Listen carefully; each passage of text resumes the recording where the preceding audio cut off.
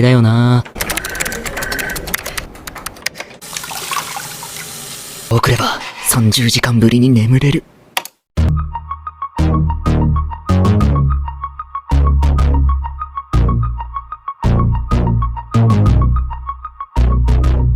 Di awal cerita, kita dikenalin sama Suzuki, seorang programmer biasa yang hidupnya jauh dari kata glamor. Walaupun profesi programmer sering dibilang raja dari semua pekerjaan, kenyataannya nggak segampang itu. Suzuki tetap harus tunduk sama kerasnya dunia kerja. Bahkan, kerja di hari Minggu udah kayak rutinitas. Waktu itu, rekan kerjanya yang baru malah minta cuti karena nggak kuat tekanan. Alhasil, semua tugas numpuk ke Suzuki. Lagi sibuk ngerjain proyek, datanglah rekan kerja lain yang bawa kabar dari klien. Kliennya minta game perang yang mereka bikin diubah biar lebih ramah buat pemain baru. Padahal, dulu mereka yang minta gamenya dibikin susah banget biar kelihatan hardcore. Walau pengen banget ngomel, Suzuki tetap tenang. Dia ngusulin ide, pemain bakal dikasih alat pemindai peta dan 3 bom buat bantu beresin area. Tapi kalau pemain bisa menyelesaikan tanpa pakai alat bantu itu, mereka bakal dapat pencapaian langka. Idenya lumayan keren, sampai temennya nyuruh dia langsung eksekusi. Sayangnya, Suzuki lagi sibuk ngebenerin bug di game mobile lain. Dia pun minta tolong temennya buat negosiasi ulang tenggat waktu ke klien. Pas jam makan siang, tiba-tiba Suzuki dengar suara anak kecil nangis. Karena nggak ada orang lain, dia nyamperin dan ternyata anak itu nyasar. Suzuki niat nganterin ke kantor polisi, tapi belum sempat, ibunya datang. Suzuki lega banget, yang bikin dia makin seneng, si ibu nggak ngangka kalau dia itu cowok. Setelah itu, Suzuki balik kerja lagi sampai sore. Temennya akhirnya pulang juga setelah 3 hari nginep di kantor karena takut istrinya ngamuk dan ngajukan cerai.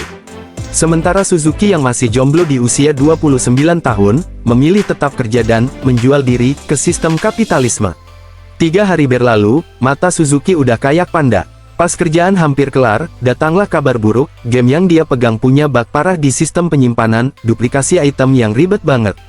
Sambil pusing ngurus bug itu, dia dapat email dari temennya yang bilang klien pengen hapus batas penyimpanan di game lain. Suzuki cuma bisa mengelus dada. Tapi tetap, dia nahan emosi dan kerja sampai tuntas. Akhirnya, setelah 30 jam kerja nonstop, Suzuki memutuskan buat tidur sebentar. Begitu merem, dia malah kebangun di tempat asing. Nggak ada sinyal, dan yang lebih aneh lagi, dia balik ke wujud dirinya waktu SMA. Dunia di sekelilingnya mirip banget sama campuran 2 game yang lagi dia debug belakangan ini. Bahkan nama, Sato, yang dia temuin mirip banget sama karakter uji cobanya. Belum sempat mikir, dia dengar suara langkah kaki rame banget. Saat ngecek status, Suzuki sadar dia cuma level 1, tapi punya 3 skill hujan meteor dan 1 pemindai peta, semua fitur yang dulu dia desain sendiri buat bantu pemain baru. Begitu peta dipindai, semua titik musuh muncul, ada 300-an, dan semuanya level 50. Suzuki panik dan milih sembunyi. Tapi sayang, musuh tetap nemuin dia. Dia nekat pakai hujan meteor, tapi nggak terjadi apa-apa. Dicoba lagi, tetap nggak keluar. Baru pas dia mulai pasrah, meteor-meteor raksasa jatuh dari langit dan ngancurin semuanya. Satu-satunya yang selamat adalah prajurit ular yang berdiri agak jauh, dan dia malah nantang duel. Meski Suzuki kagok, dia berhasil menang karena musuhnya udah sekarat. Cara menangnya, lempar pasir ke mata musuh, terus tancepin pedang. Setelah itu, dia nyoba lockout, nggak bisa. Untungnya dia udah punya skill penyembuhan dan naik level drastis ke 310, semua stat max. Tapi dia tahu, kalau terus-terusan pakai hujan meteor, dia bisa dianggap penjahat. Jadi dia mutusin buat pakai itu cuma pas genting. Dia lanjut eksplorasi dan nemuin item-item berguna, termasuk kantong air tak terbatas dan jubah baru. Sambil ngelatih skill bertarung, dia ngebiasain diri biar nggak kaget kalau nemu situasi genting lagi. Keesokan harinya, Suzuki menuju ke benteng yang ditandai di peta. Setelah perjalanan beberapa hari, dia sampai dan ngeliat pasukan besar serta seekor Wyvern. Wyvern itu malah nabrak dia, tapi berkat level tinggi, Suzuki nggak kenapa-kenapa. Dia balas lempar batu, dan si Wyvern lari, sayangnya ke arah para prajurit. Jadinya 2 kubu ini ketemu, dan mereka kerjasama ngelawan si naga. Tapi karena nggak paham bahasa mereka, Suzuki naikin skill bahasa biar ngerti. Prajurit cewek bernama Yina nyoba pakai sihir es tapi malah mental. Suzuki loncat dan nyelamatin dia dengan aksi dramatis. Yina kaget banget waktu sadar dia digendong di udara. Setelah mendarat, mereka ngobrol dan Yina ngenalin diri sambil kode kalau dia single. Suzuki balas ngenalin diri sebagai Sato. Tiba-tiba panah melesat ke arah mereka. Ternyata itu dari teman-temannya Yina yang ngangka dia diculik. Sato cepat-cepat ngaku dia cuma pedagang. Mereka curiga karena dia nggak bawa banyak barang. Untungnya, dia berhasil ngegombal dan ngarang cerita soal kereta yang kabur kena hujan meteor, sambil bilang dia sempat mampir ke makam dermawan. Meski agak skeptis, mereka akhirnya ngizinin dia masuk kota. Sato ikut mereka lihat pasukan lain ngumpulin bangkai wyvern buat dijual. Kulit wyvern katanya mahal banget buat bikin baju zirah, tapi dagingnya cuma bisa dimakan orang barat dan budak. Di kota, Sato mulai ngecek data populasi, ternyata 80% warga sipil, sisanya budak, termasuk elf dan iblis. Pas Yina tanya, Sato bilang dia mau nyari penginapan. Dia dikenalin ke penginapan bernama Jet. Sebelum pamit, Yina janji bakal nyari dia lagi buat balas budi. Untuk bikin dokumen, Sato diminta naruh tangan di batu ajaib dan nyebut namanya. Panel status muncul, masih ngaku level 1, padahal OP banget. Petugas sempat heran karena usia 15 di sini udah dianggap dewasa. Karena dia penyelamat Yina, pajak dibebasin dan dia dapat visa yang berlaku 10 hari. Kalau lewat, harus perpanjang atau siap-siap bayar denda. Kalau nggak bisa bayar visa, hukumannya bukan main-main, Sato bisa-bisa jadi budak. Untungnya dia berhasil bayar, Sato semangat banget jalan ke rumah tamu sambil nikmatin suasana kota yang baru banget buat dia. Belum jauh melangkah, tiba-tiba ada cewek muda mendekat, langsung pegang tangan Sato dan ngotot ngajakin dia nginap di rumah tamunya. Dari skill penilaian, Sato langsung tahu, umur cewek itu baru 13 tahun, padahal tampangnya udah kayak orang dewasa. Ternyata, rumah tamu yang dia maksud adalah rumah tamu yang sama dengan rekomendasi Enona. Si ibu pemilik rumah, Mosa, agak gemuk tapi ramah. Dalam hati, Sato mikir, kalau dia nurunin berat 15-20 kg, bisa jadi cantik banget nih. Setelah dijelasin alasan kenapa dia nggak bawa barang banyak, Mosa nawarin harga spesial, cuma 1 koin besar per malam, plus makanan gratis kalau makan di konter rumah tamu. Sato langsung setuju, niatnya bakal tinggal di sana selama 10 hari ke depan. Meski gitu, Sato tetap nikmatin dengan senang hati. Saat itu, Mosa nyuruh anaknya, Marta, buat beresin kamar bekas pedagang yang menurutnya bodoh banget. Sato penasaran, dan nanya kenapa disebut begitu. Ternyata, waktu hujan meteor kemarin, mereka panik dan teriak-teriak, ngira itu pertanda dewa perang bakal menyerang naga-naga di lembah. Sato kaget, baru tahu kalau di dunia ini memang ada naga dan Raja Iblis. Menurut Mosa, udah 70 tahun Raja Iblis dikalahkan, dan belum ada tanda-tanda bakal bangkit lagi. Sato mau lanjut nanya, tapi obrolan terpotong karena tamu baru datang. Pas Marta nyuruh Sato coba makan kuenya pakai acar, dia cuma bisa senyum kaku. Sambil ngobrol santai, Sato tanya di mana dia bisa beli baju baru. Marta semangat banget ngerekomendasiin tukang jahit terkenal. Akhirnya, mereka berdua jalan-jalan. Tapi di tengah jalan, Sato ngelihat pemandangan nggak enak, ada budak cewek yang diperlakukan kasar cuma karena statusnya. Dia nggak tahan, jadi mutusin buat bantuin. Si pria yang nanganin budak itu nyuruh Sato ngikat beberapa balok kayu, dan dia lakuin itu dengan penuh perhatian. Budak-budak yang lain sampai terharu, karena mereka nggak ngangka ada orang yang sebaik itu. Marta pun heran kenapa Sato baik banget ke budak, soalnya di kota ini, budak sering dianggap masalah karena dulu ada yang ngebunuh petani dan pedagang. Tapi Sato yakin, mungkin itu ulah perampok, bukan budak asli. Hari itu, mereka terus keliling kota. Sato banyak belajar soal negosiasi dari Marta, dan sebagai ucapan terima kasih, dia beliin Marta jepit rambut. Mereka juga mampir ke kios festival panen yang jual topeng naga dan wig karakter pahlawan legendaris. Sato beli juga karena, ya, mumpung ada.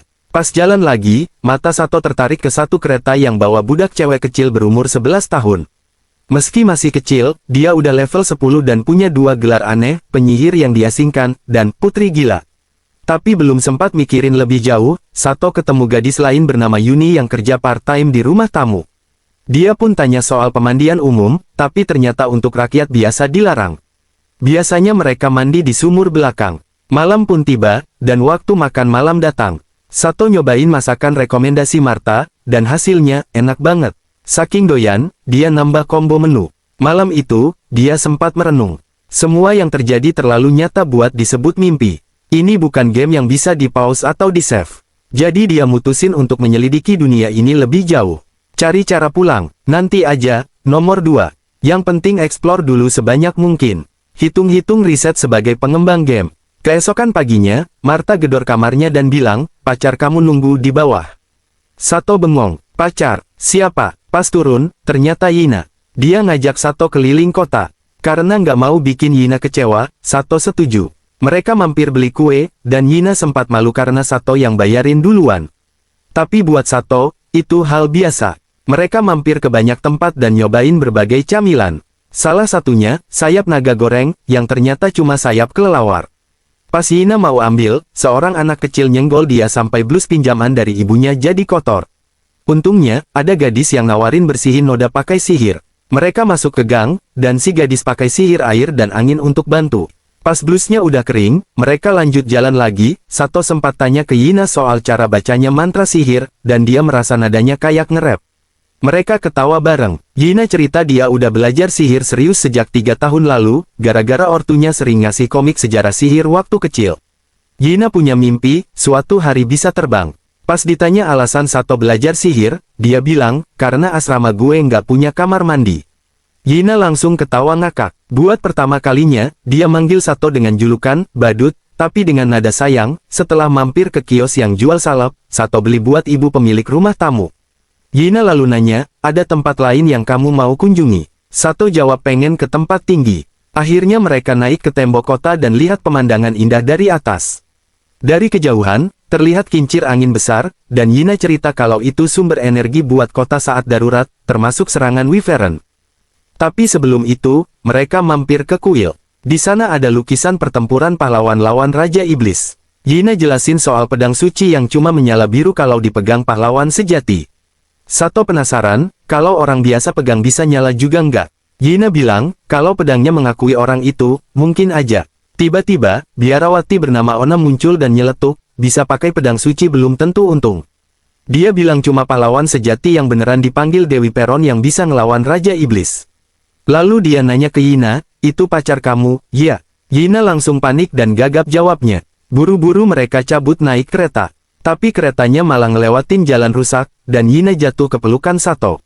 Ternyata, itu ulah pamannya, biar mereka makin dekat.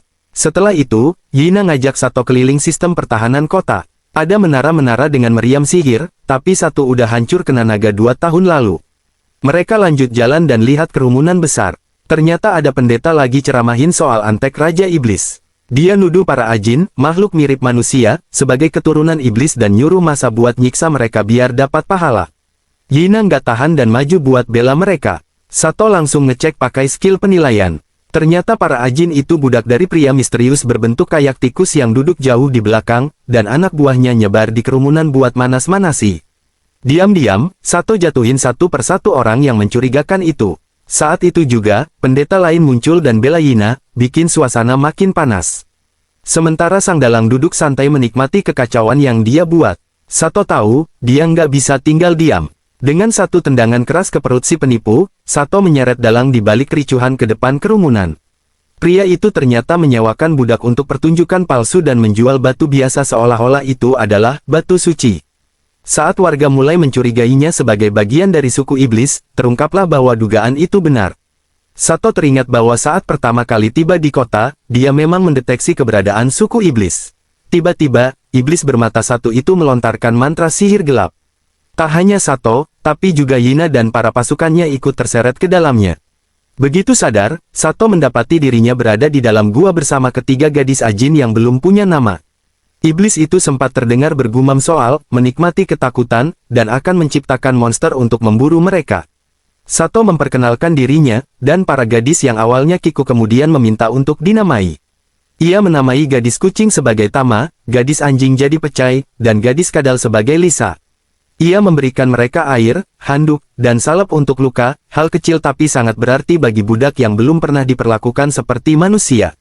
Meski sempat ragu, karena terbiasa dikendalikan, akhirnya mereka menerima setelah Sato memaksa, dalam artian, memerintah, agar mereka tak merasa bersalah. Setelah makan dan bersih-bersih, Sato menilai situasi. Ia memetakan jalur labirin dan posisi Yina dengan mudah berkat kemampuannya. Namun, keberadaan iblis bermata satu tak terlacak, yang membuatnya waspada. Ketiga gadis ketakutan saat ia ingin bergerak. Mereka bahkan menyarankan untuk dijadikan umpan, asalkan Sato memimpin. Sato dengan lembut menolak dan hanya ingin mengecek jalan. Ia pun memberikan pedang pada Lisa, dengan peringatan, hanya gunakan saat ia perintahkan. Dalam perjalanan, Pecai mencium bau darah. Mereka menemukan monster yang sedang melahap mayat. Lisa menyarankan menyelinap, tapi Sato memilih menjadikannya sesi latihan. Ia menembak tepat sasaran, lalu membantu menaikkan level gadis-gadis itu dengan strategi efisien. Senjata ajaibnya membuat mereka kagum, dan Sato meminta mereka merahasiakannya. Setelah mengalahkan monster, Sato membuat tombak dari bagiannya, lalu memberikannya pada Lisa. Saat Lisa menyerahkan pedang ke Tama, terlihat bahwa insting bertarung mulai tumbuh di antara mereka. Sato kemudian memutus rantai yang mengikat mereka, secara harfiah, yang membuat Tama dan Pecai terkejut karena suara kerasnya. Setelah meminta maaf, mereka pun melanjutkan perjalanan keluar labirin. Namun, meski melawan banyak monster, level para gadis tetap stagnan. Maka, Sato mencoba strategi baru. Ia hanya melukai monster, lalu menyuruh Tama melempar batu, Lisa menusuk, dan ia sendiri memberikan pukulan akhir. Dengan cara ini, mereka dapat pengalaman lebih merata. Pecai sempat panik dan kabur di pertarungan pertamanya, tapi Sato tidak marah, ia hanya khawatir. Perlahan, mereka belajar dan tumbuh. Tama dan Pecai naik ke level 5, Lisa ke level 6. Setelah melihat mereka lelah, Sato membagikan makanan dan menyuruh mereka istirahat. Lisa sempat menolak, tapi ia dengan tegas menyuruhnya tidur sambil berjaga sendiri.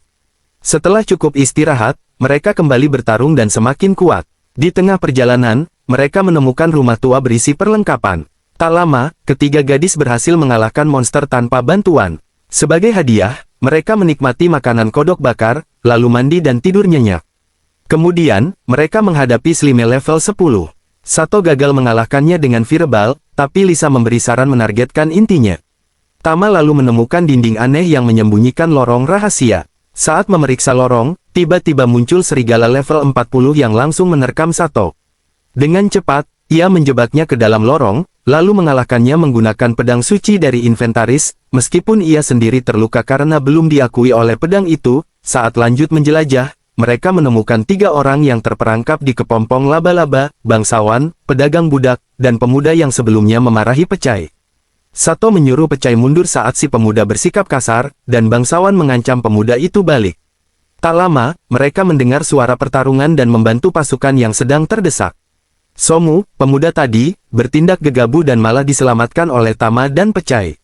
Para prajurit akhirnya berhasil menang. Sato lalu menyelamatkan Ena yang ditahan, dan mendapat pelukan. Tapi momen romantis itu buyar saat Ona menegaskan bahwa iblis masih jadi ancaman utama. Saat bertarung lagi, iblis bermata satu menggunakan sihir suara untuk membuat prajurit berhalusinasi. Sato terpaksa melumpuhkan mereka. Ketika bangsawan gagal menyerang iblis, Sato jadi satu-satunya harapan. Namun, ia diserang serigala yang muncul lagi, dan memanfaatkannya untuk memancingnya ke lorong dan mengalahkannya dengan pedang suci. Meski tetap terluka, Sato kembali ke medan perang dengan penyamaran, wig dan topeng dari pasar. Dengan bantuannya, para penyihir menemukan celah melawan iblis. 3 gadis Ajin mengenalinya dari bau, meski tak bisa melihatnya jelas. Saat iblis hendak kalah, ia memanggil gurunya, anggota Raja Iblis, dan menyatu dengannya, jadi lebih kuat. Sato sadar bahwa pedang suci tak bisa dia pakai maksimal karena ia bukan pahlawan, meski punya gelar pembunuh dewa. Setelah mendapat dukungan dari semua orang, ia menguatkan verbalnya menggunakan tongkat sihir. Serangan itu menghancurkan iblis karena ternyata kelemahan mereka bukan sihir tingkat tinggi, tapi penggunaan yang cerdas. Akhirnya, dengan menggabungkan kekuatan tongkat, gelarnya, dan kerja sama semua pihak, Sato berhasil menumbangkan iblis itu. Ketiga gadis binatang itu langsung sumringah waktu balik ke tanah dan ngeliat Sato.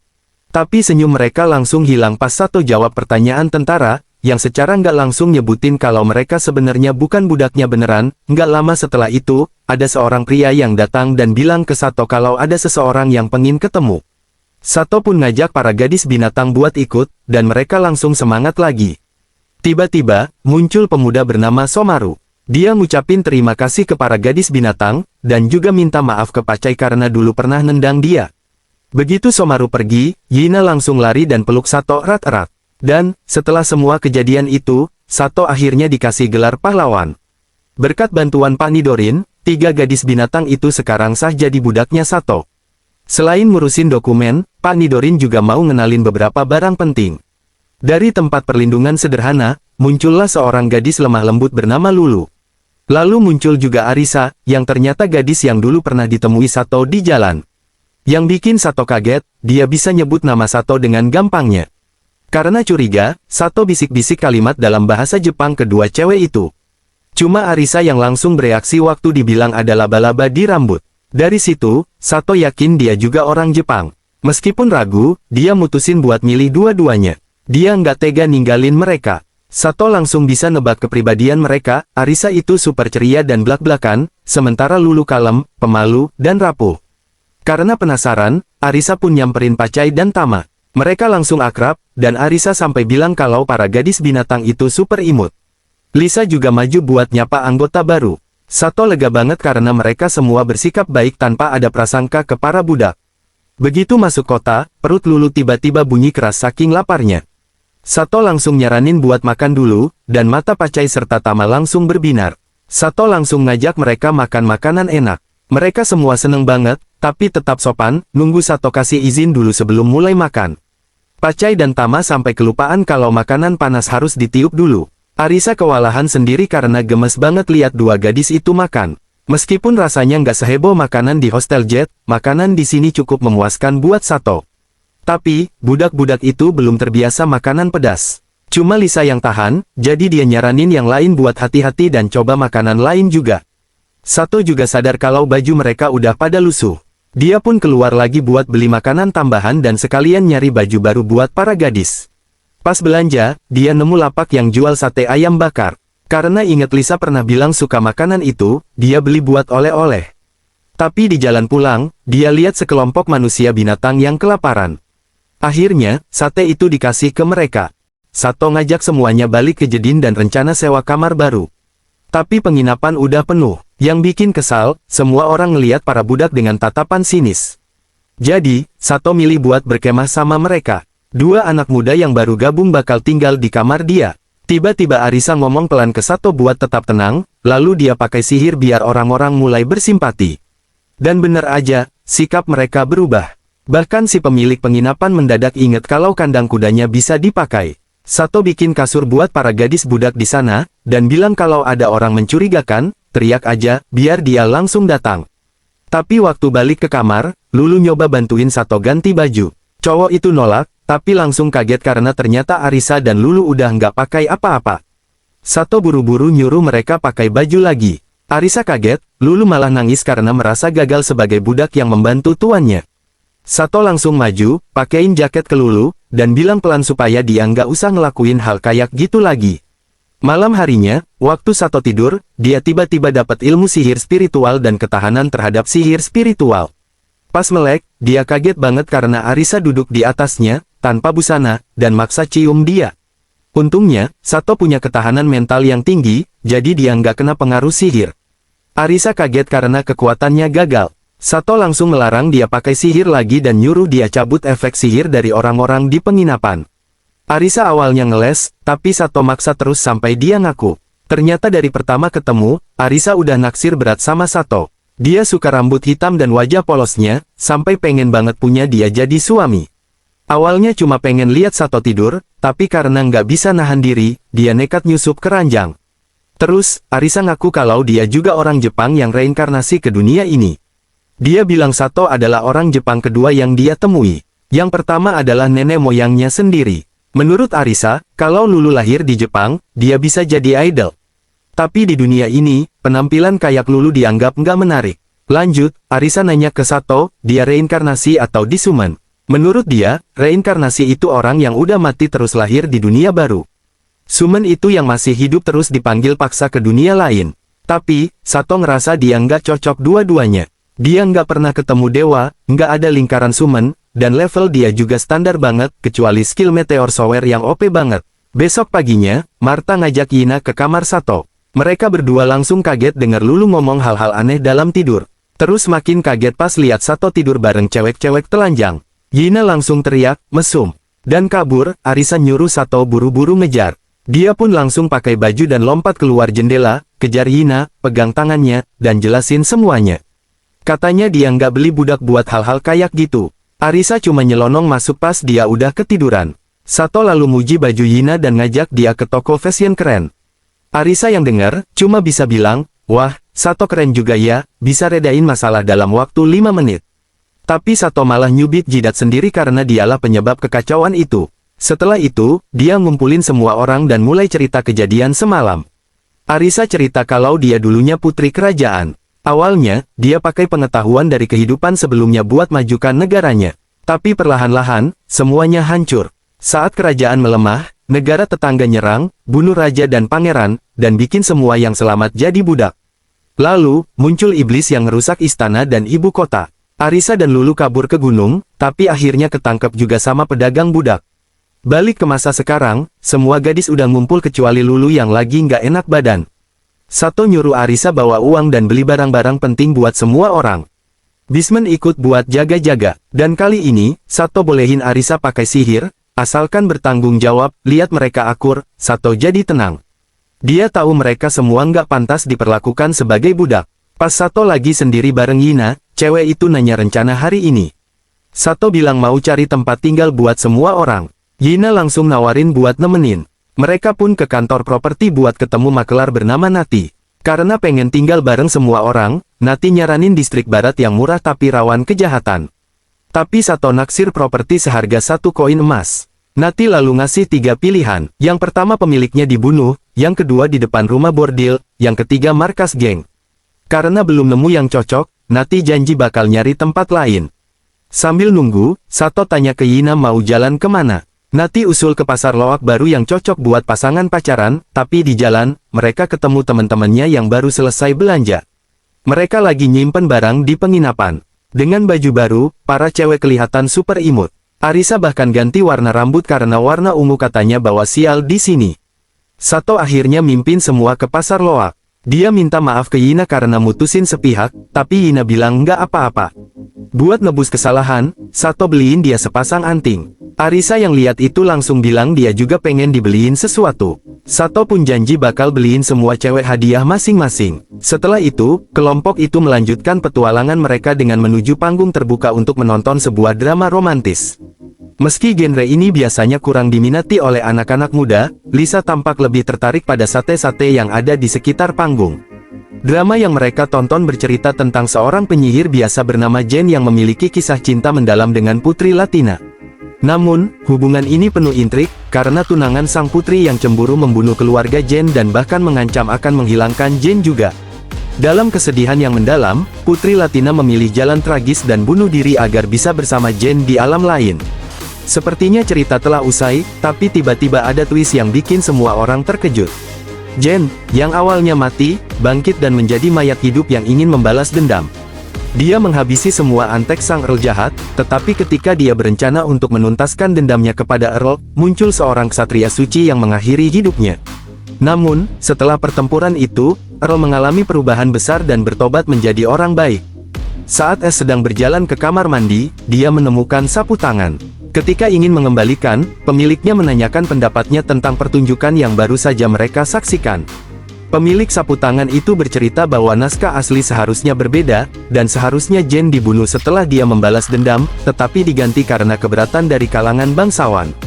Dia menambahkan bahwa tokoh perempuan utama dalam cerita aslinya adalah sosok biasa yang bahagia jatuh cinta, tetapi kemudian diculik oleh Earl dan dipaksa menikah. Setelah bercakap-cakap dan berpamitan dengan pemilik sapu tangan, Es kembali ke teman-temannya. Dia menyadari bahwa hanya Yina dan Arisa yang benar-benar menyimak pertunjukan tersebut. Meskipun pendapat mereka berbeda, Orisa berpendapat bahwa seharusnya putri mengambil pedang dan membalas dendam. Yina langsung membantah, berargumen bahwa putri seharusnya bertanggung jawab atas keputusannya. Arisa, yang tak mau kalah, menanyakan Yina apakah dia akan memilih untuk mengikuti pilihan keluarganya atau memilih cinta sejatinya. Yina terdiam sejenak, terlihat bingung antara cinta dan kewajiban. Melihat suasana jadi tegang, Sat cepat-cepat meminta Orisa untuk minta maaf kepada Yina. Dia kemudian menyarankan agar mereka membeli sate supaya suasana jadi ceria lagi. Saat mereka jalan-jalan, mereka tak sengaja bertemu dengan kelompok Anona yang baru saja bertempur dan tampak terluka. Mereka memberitahu bahwa mereka melihat sekelompok satria tikus yang menyebabkan masalah. Setelah Yina merawat luka-luka teman-temannya, mereka mendengar teriakan Juni. Ternyata, Juni melihat kelompok Tama sedang menangkap semut raksasa. Es segera memeriksa keadaan sekitar dan mengingatkan semua cewek untuk bersiap-siap menghadapi ancaman. Meskipun jumlah musuhnya banyak, mereka semua ternyata cuma level 3, jadi tidak sulit bagi tim mereka untuk mengatasi situasi tersebut. Namun, Sato melihat beberapa semut berhasil masuk ke kantor Nati. Dia pun bergegas ke kantor, menggunakan Warhammer untuk mengusir semut-semut tersebut. Nati tidak bisa naik ke atas karena tangganya penuh bekas bahan asam semut, dan ketika Sato mencari sesuatu untuk membantu, manajer datang dan memberikan pertolongan.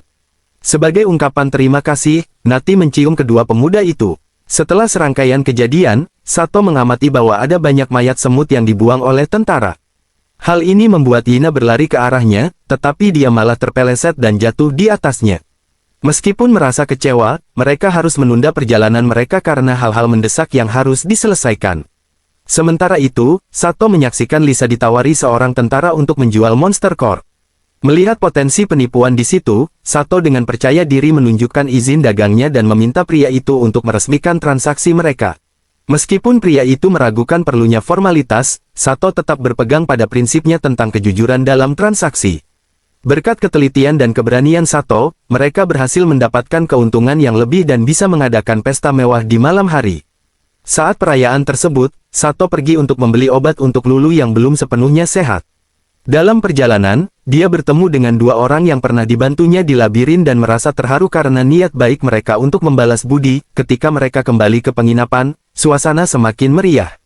Semua orang tampak senang, dan meskipun Sato mencoba untuk mengatur segalanya, ia tetap merasakan ada hal yang aneh di sekitarnya ketika melihat burung hantu hitam. Saat berkerumun, gadis kecil bernama Mia muncul, mengguncang semua orang dengan pesonanya. Dengan kegembiraan para gadis yang melihat Mia, Sato merasa tenang meninggalkan gadis kecil itu bersama anak-anak.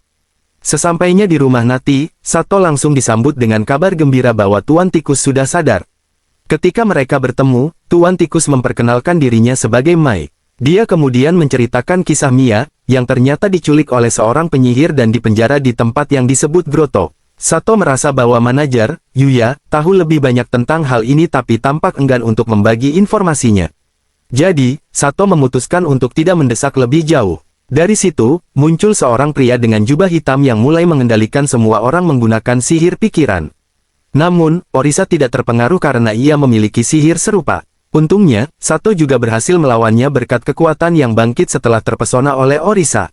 Saat Sato menggunakan kemampuannya, dia melihat nama lawan yang dia hadapi, yaitu Jen, yang mengingatkan Sato pada karakter dari drama yang baru mereka tonton.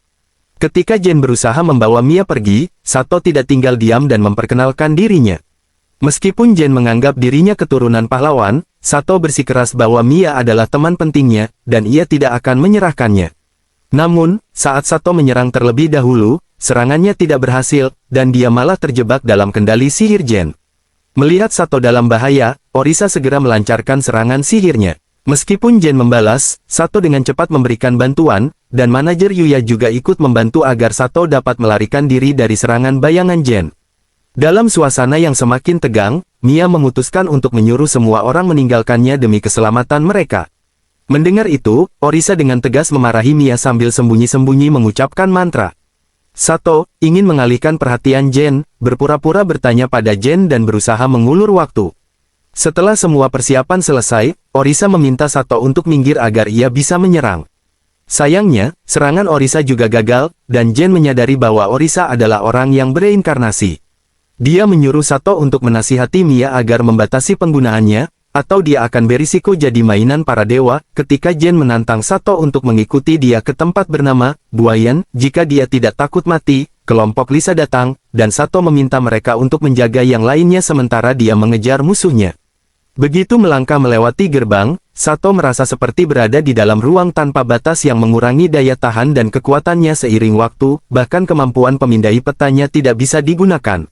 Sato berusaha sekuat tenaga dan menyadari bahwa tempat ini mirip sebuah permainan, sehingga ia menggunakan keahlian programnya untuk menembus ruang yang membatasi. Ketika dia berhasil, pemandangan di depannya adalah kuil suci di mana Mia dirawat dengan baik.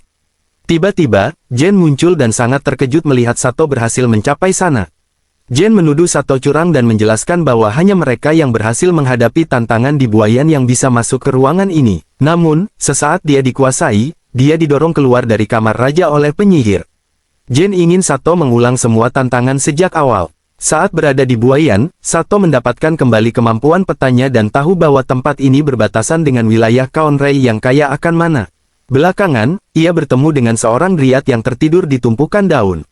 Saat Dryad itu bangkit, dia mengajak Sato untuk menjadi miliknya. Sato, yang bingung, menawarkan daging kering, tetapi Dryad lebih memilih mana. Tak ada pilihan, Sato mengizinkannya untuk mendapatkan mana melalui ciuman. Setelah menikmati mana dari Sato, Dryad itu merasa puas dan membuka jalan agar Sato bisa masuk lebih dalam. Saat menjelajah, Sato menemukan laboratorium terlantar dan sebuah jurnal milik seseorang bernama Toya. Jurnal tersebut menjelaskan bahwa suku elf punya ikatan hidup yang lemah dan banyak elf muda yang gugur di labirin. Setelah meninggalkan ruang itu, Sato bertanya pada Dryad bagaimana cara naik ke lantai atas. Dryad dengan ceria menyuruhnya berdiri di tengah jamur peri dan bertanya ingin naik ke lantai berapa. Ketika Sato meminta untuk ke kamar utama di buayan, Dryad memberitahunya bahwa tidak mungkin karena hanya bisa mengantarnya sampai lantai 100, di mana para ksatria pertahanan yang kuat tinggal. Begitu sampai di lantai 100, Sato dihadapi oleh 3 cewek yang mirip satu sama lain, dan di samping mereka ada golem yang kuat. Mereka meminta Sato untuk menunggu dan mencari senjata sebelum menyambutnya. Cewek di tengah lalu menyuruh golem menyerang Sato. Sato melihat kata "Emit" di kepala golem dan menembak huruf E-nya, menyebabkan hasilnya "Met", yang berarti mati.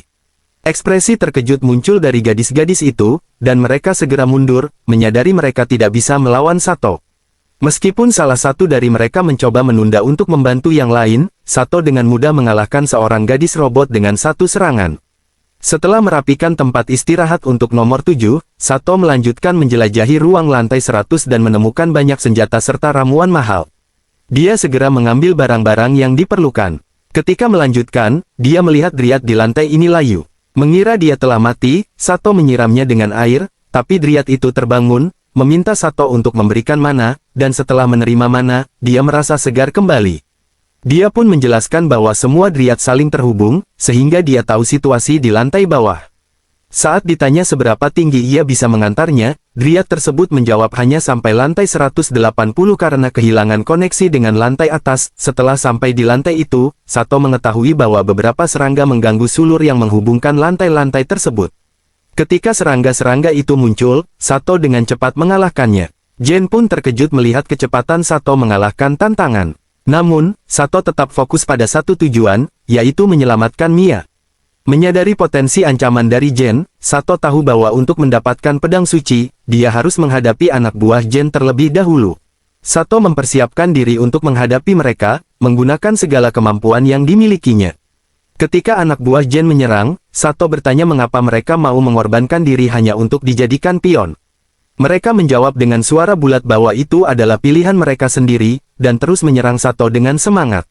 Setelah beberapa saat berlalu, ketika mereka lelah dan tak mampu lagi berdiri, seorang robot penjaga meminta tolong kepada Sato agar membantu tuannya memenuhi keinginannya.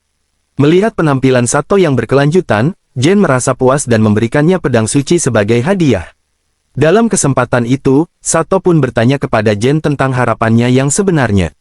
Jen menjelaskan bahwa ia ingin menemukan pahlawan yang dapat mengakhiri hidupnya, karena sebelumnya ia mati akibat ketidakadilan. Ketika Sato memenuhi permintaannya dengan menggunakan pedang suci, Jen berterima kasih secara tulus, baik kepada Sato maupun kepada kehidupan barunya yang penuh harapan. Sebelum menghilang, suaranya meninggalkan pesan bahwa meskipun Sato menang, keadaan akan berbeda saat mereka bertemu lagi. Akhirnya, Sato mendengar pengumuman bahwa buayan akan memproses penghancuran dirinya sendiri. Ia buru-buru mencari Mia untuk membangunkannya dan bertanya apakah Mia tahu cara menghentikan proses tersebut. Namun, Mia tidak tahu sama sekali, sehingga Sato harus mencari cara sendiri. Dalam momen menjelang pelarian, Sato menyadari bahwa Jen tidak berniat menyakiti Mia dan bahkan telah menyiapkan jalan keluar untuknya. Dengan semangat baru, Sato mengumpulkan robot-robot penjaga di sekitar Mia dan mempersiapkan rencana agar Mia bisa pergi sambil ia menyelamatkan yang lainnya. Begitu Mia berhasil keluar, Sato langsung melompat ke level 180, menggunakan celah dari pertarungannya untuk turun ke level 100. Ia mencari nomor 7 untuk membawanya pergi sambil meminta bantuan Gerard agar mereka dapat melarikan diri dari tempat tersebut. Dia tidak ingin gadis itu mengalami nasib serupa. Setelah kelompok Sato bersatu kembali, Yuya dan Mia datang menghampiri, dengan Mia bersemangat karena dia telah memenuhi janjinya untuk kembali dengan selamat. Sebagai tanda terima kasih, putri elf itu menciumnya, yang membuat hatinya berbunga-bunga. Setelah itu, para robot penjaga bangun dan mengucapkan terima kasih kepada Sato karena telah membantu tuan mereka memenuhi harapan. Sebagai balasan, mereka berjanji untuk setia menyertainya. Namun, sebelum bergabung, mereka perlu mengantarkan cincin Jen ke kuburan istrinya. 8 orang tidak bisa bergabung sekaligus, jadi mereka memutuskan untuk meninggalkan 1 orang di belakang. Setelah bermain batu, kertas, gunting, Nana terpilih untuk tinggal, dan Sato memberinya nama itu agar lebih mudah diingat. Ketika semua persiapan selesai, tikus malam dan 7 penjaga robot mengucapkan selamat tinggal kepada kelompok Sato yang sudah siap melanjutkan perjalanan. Sesampainya kembali di kota, Yina juga berlari menghampirinya, tampak khawatir selama ia menghilang. Melihat kesedihannya, Sato menghiburnya dengan lembut dan memberinya sepasang anting-anting yang dibelinya di pasar loak sebelumnya sebagai hadiah. Selanjutnya, Sato memberi tahu Yina tentang rencananya untuk pergi ke desa elf. Yina terkejut karena dia pikir Sato tidak akan kembali, tapi merasa lega setelah mendengar janji Sato untuk kembali dengan jentikan jarinya. Keesokan paginya, kelompok S memutuskan untuk menuju desa elf, tentu saja, tak lupa mengucapkan selamat tinggal kepada semua yang telah membantu mereka di kota. Tak lama setelah meninggalkan gerbang kota, Sato melihat Yina mengejar mereka dengan kuda dan mereka pun berbincang di tempat yang sepi di hutan. Yina menyatakan bahwa saat ini dia tidak bisa bergabung dengan Sato. Namun, saat musim semi tiba, saudaranya akan dewasa dan menjadi kepala keluarga, dan saat itulah dia berharap bisa bergabung dengan Sato. Melihat ekspresi sedih Sato setelah perpisahan ini, Orisa menghiburnya dengan mengingatkannya bahwa dia masih punya mereka yang mendukung di sisinya. Setelah menempuh perjalanan cukup jauh, semua orang berhenti untuk makan siang. Makanan yang disiapkan oleh Lulu, Lisa, dan Nana sangat lezat sehingga Sato memuji mereka. Namun, saat melihat Mia yang agak pilih-pilih soal makanan, Sato mengingatkannya. Arisa menjelaskan bahwa elf tidak bisa makan daging. Seusai makan, Lisa menyiapkan camilan untuk perjalanan mereka. Melihat ini, Arisa menawarkan untuk menyimpannya dalam kotak barang, menjelaskan bahwa menyimpan barang akan menghabiskan mana, tidak seperti penyimpanan Sato yang tidak memerlukan pengorbanan apapun. Meski Sato masih belum sepenuhnya paham tentang penyimpanannya, dia optimis bisa mengetahuinya nanti. Setelah semua orang beristirahat, Sato memutuskan sudah saatnya untuk melanjutkan perjalanan. Sebelumnya, ia memberi tugas kepada semua untuk menyiapkan barang bawaan. Melihat Mia dalam kondisi lebih baik usai diculik membuatnya sangat bahagia. Saat itu, Arisa mendekati Sato dan bertanya apakah dia bisa memperbaiki kasur jerami karena merasa tidak nyaman. Mendengar ini, Sato menyuruhnya untuk membawa semua kasur agar bisa memperbaikinya sekaligus. Dia bahkan menggunakan bahan tanah merah yang menyerupai kulit kambing untuk penutupnya, membuat Arisa kagum. Dia bercanda bahwa mungkin dia ingin memastikan kenyamanan mereka di masa depan. Setelah itu, para gadis terkesan dengan keterampilan menjahit Sato, meski semua upayanya sia-sia karena dia lupa mengikat ujung benangnya. Selesai memperbaiki semua kasur, Sato membuat bebek empuk yang dianggap Nana sangat lucu. Untuk adil, Sato membuat satu untuk setiap orang. Setelah semuanya siap, mereka melanjutkan perjalanan, tetapi berhenti lagi ketika semua sudah kelelahan. Saat Lisa menyebutkan bahwa saatnya bergerak, Sato memutuskan untuk tinggal sedikit lebih lama, mengizinkan Pecai dan Tama untuk bersenang-senang menjelajahi batu-batu menarik di sekitar. Orisa pun memutuskan untuk ikut. Di bawah sebuah pohon, Nana mengamati Mia yang sedang bermain seruling dari daun. Melodi yang dihasilkan membuat Sato mendekat untuk mengujinya. Melihat ketertarikan Nana, Mia diminta untuk mengajarinya. Sato harus mengingatkan bahwa Mia tidak suka dipanggil putri. Lisa dan Lulu ikut bergabung, sementara Sato tidak beruntung dalam hal ini. Setelah mencoba meningkatkan keterampilan musik, permainannya tak kunjung membaik, bahkan Orisa sampai tidak percaya mendengarnya. Tak lama, Sato kaget menemukan gerbang Tori di depannya, yang terkesan akrab. Kenangan masa lalu muncul di pikirannya, seorang gadis berkata bahwa mereka akan selamanya bersama terlepas dari dunia manapun, dan dia akan selalu menjadi pahlawan. Sato ingat bahwa kuil di dalam ingatannya terletak di belakang rumah kakeknya. Dia menyadari bahwa intervensi ilahi mungkin diperlukan agar mereka bisa bersama. Dia tersadar dari lamunannya ketika Orisa memanggilnya dan memeriksa statusnya, dan menemukan tidak ada tanda-tanda serangan mental.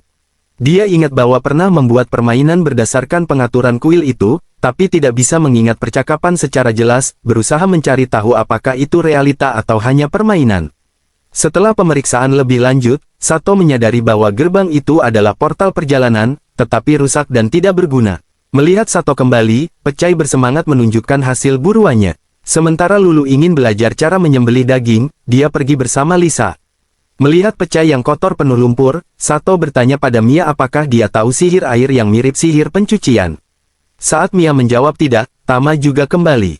Saat melihat serigala anak panah api hasil tangkapan Pecai yang menggemaskan, Orisa meminta untuk memegangnya. Tapi Sato memperingatkan agar berhati-hati karena itu monster. Sayangnya, Orisa tidak memegangnya dengan erat sehingga serigala itu berhasil melarikan diri, membuat Tama sedih. Sato menghibur Tama, meyakinkan bahwa akan ada kesempatan lain. Di tengah seruan perut Pecai karena lapar, Orisa mengeluarkan makanan dari kotak barang, dan meskipun tidak hangat, semua anak-anak menikmatinya. Setelah makan, mereka melanjutkan perjalanan. Dalam sebuah jeda, Sato memeriksa penyimpanannya dan menemukan buku tentang teknik ilusi, yang otomatis berpindah ke inventaris setelah mengalahkan Jen. Dari buku ini, Sato jadi paham bahwa sihir dalam dunia ini bekerja mirip dengan bahasa pemrograman. Ketika terfokus pada penelitiannya, Sato menyadari tangannya menyentuh sesuatu yang lembut. Ia cepat-cepat memindahkan jendela penelitian dan menemukan itu dada Nana. Orisa dan Mia menuduhnya tidak sopan, padahal Nana yang menekannya.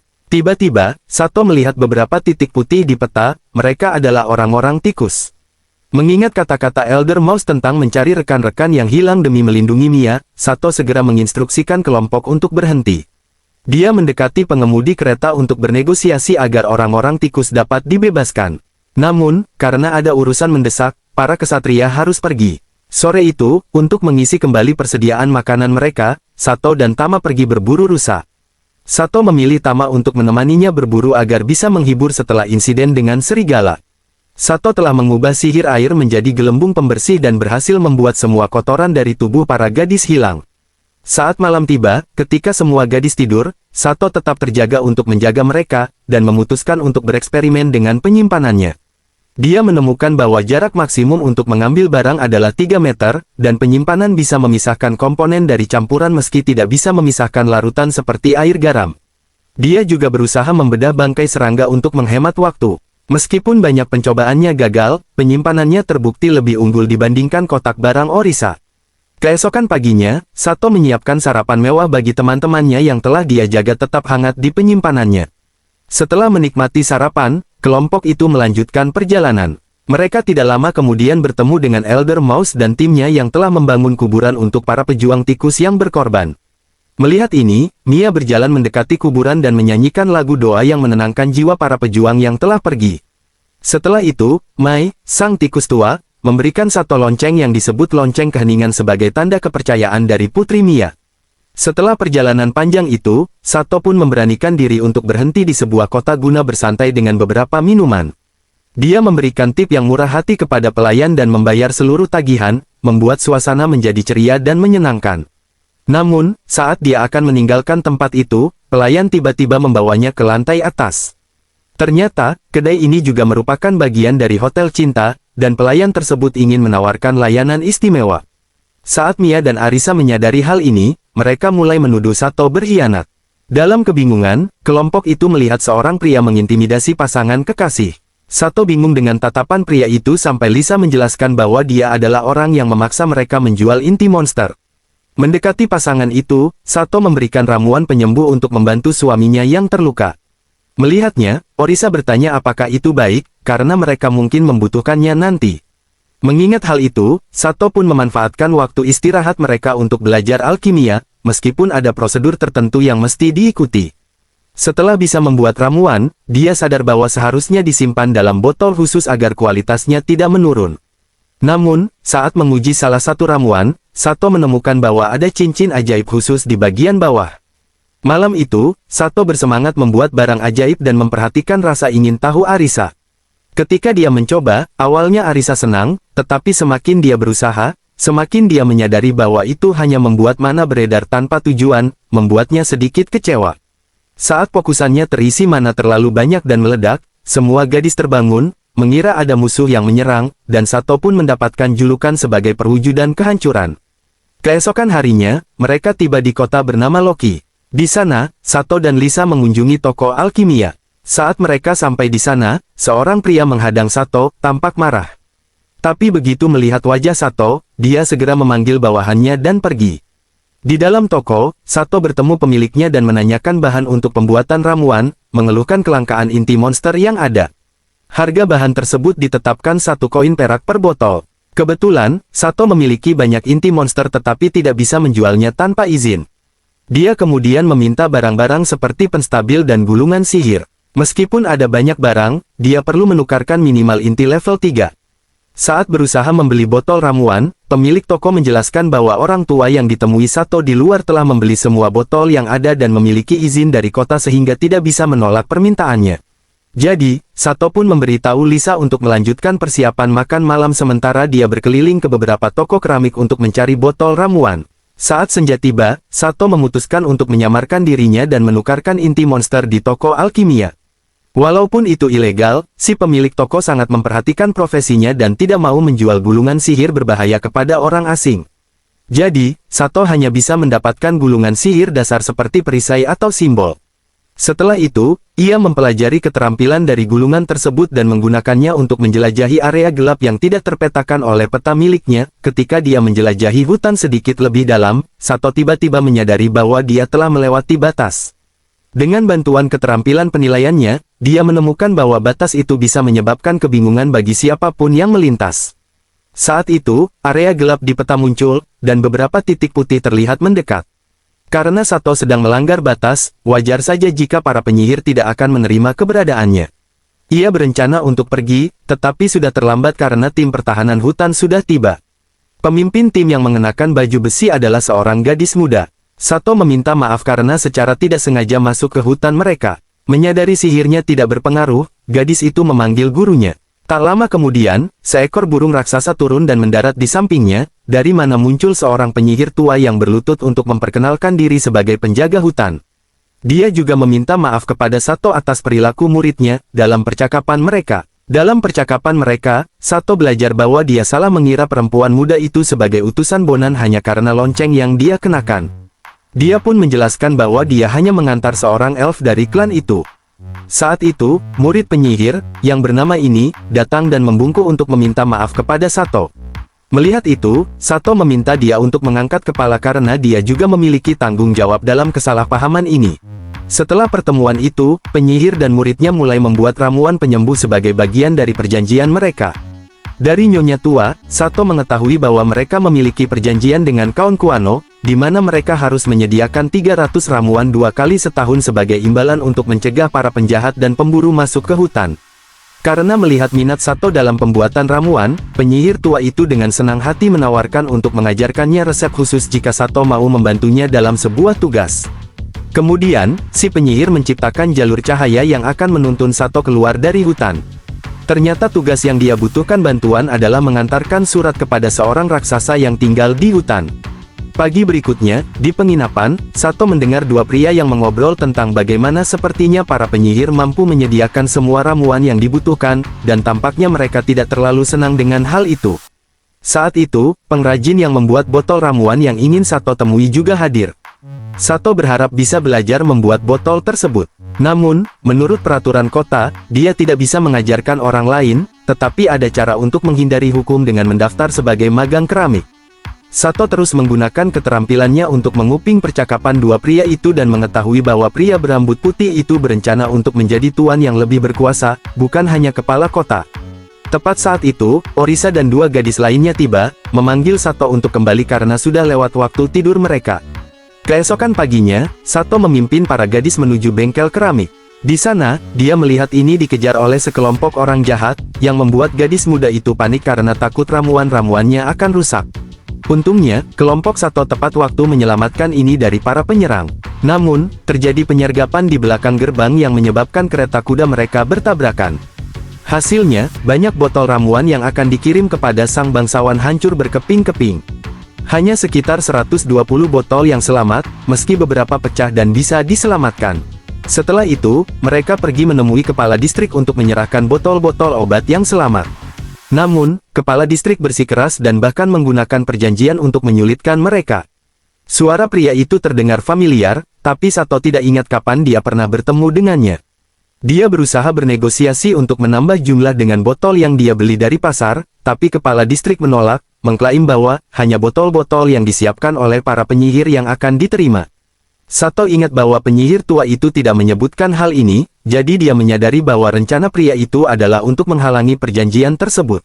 Dia juga teringat bahwa pria itu merupakan tokoh dalam percakapan yang ia dengar sehari sebelumnya. Tujuan pria itu adalah untuk membersihkan hutan ilusi untuk membangun kota baru di sana. Sato pun menegaskan bahwa itu bukan bagian dari perjanjian dan bertanya siapa yang menambahkan syarat-syarat tersebut. Si pria terlihat berkeringat dan akhirnya mengaku bahwa dia tahu hubungan Sato dengan penyihir di hutan, dan setuju untuk menerima botol berkualitas sama sebagai ganti. Tentu saja, Sato tidak lupa meminta konfirmasi tertulis untuk menghindari perselisihan di kemudian hari.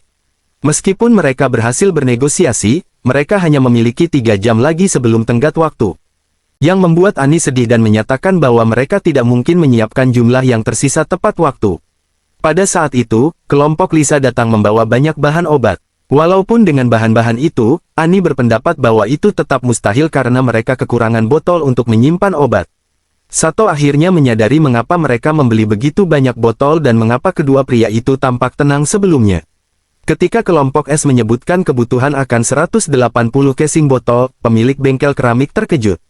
Namun, Sato tidak berniat melibatkan pemilik dalam masalah mereka, dia hanya ingin meminjam oven.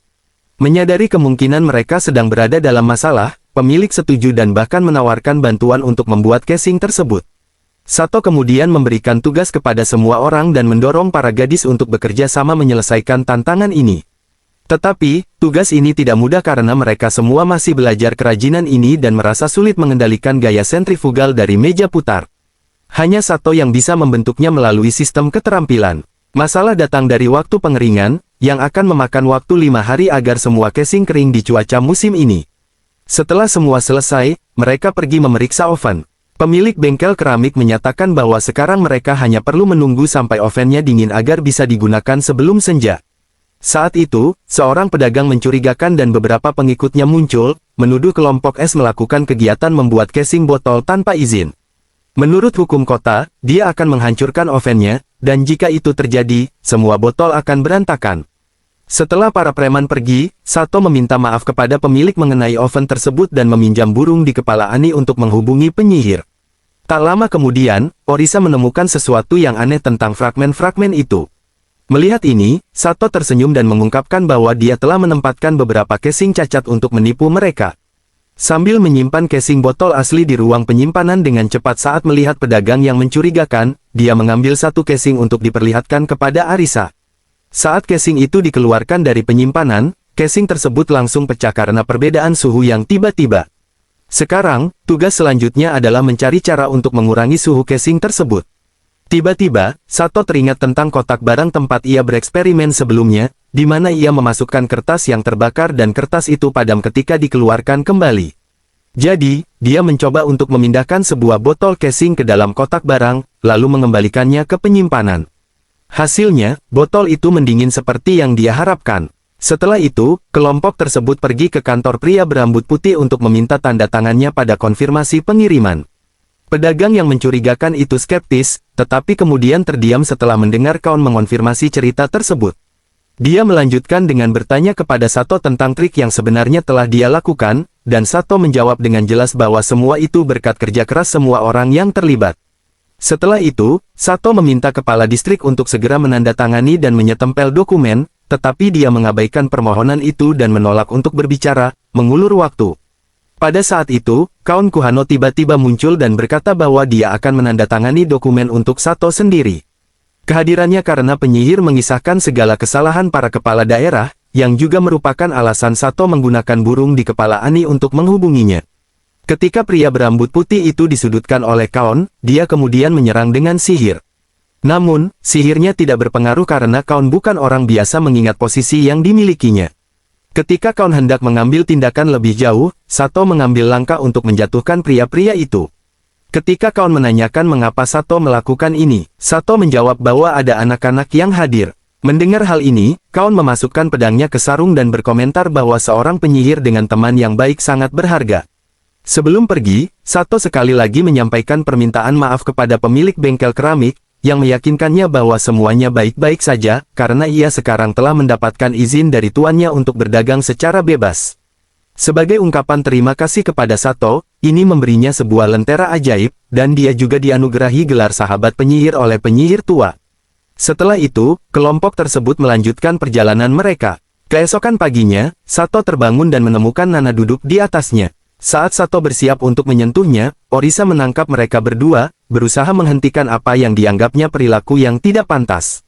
Namun, Nana hanya meminta Sato untuk menyesuaikan sistem platformnya. Untuk melakukan ini, dia perlu meletakkan tangannya di dekat jantungnya dan mengalirkan mana ke dalamnya.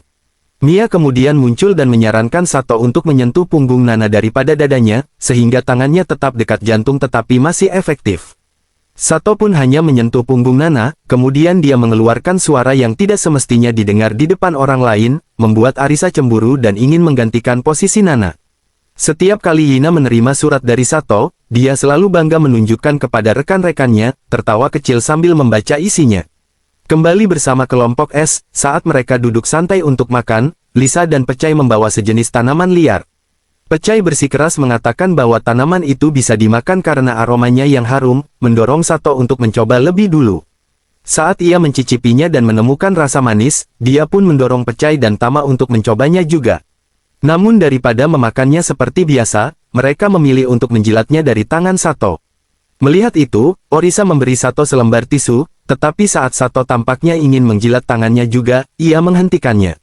Malam itu, Pecai meminta Sato untuk membacakan cerita agar semua orang bisa mendengarkannya, tetapi saat baru menyelesaikan sebagian cerita, tiga gadis mulai tidak bisa menahan kantuk dan Sato terpaksa menghentikan cerita, lalu semua orang kembali ke kendaraan untuk beristirahat. Keesokan paginya, saat Sato bangun, dia mendapati dirinya dikelilingi oleh para gadis, membuat Arisa sangat cemburu karena merasa Sato tidak menikmati harinya tanpa dia. Setelah sarapan bersama, kelompok itu melanjutkan perjalanan, kembali ke kendaraan yang siap untuk petualangan selanjutnya.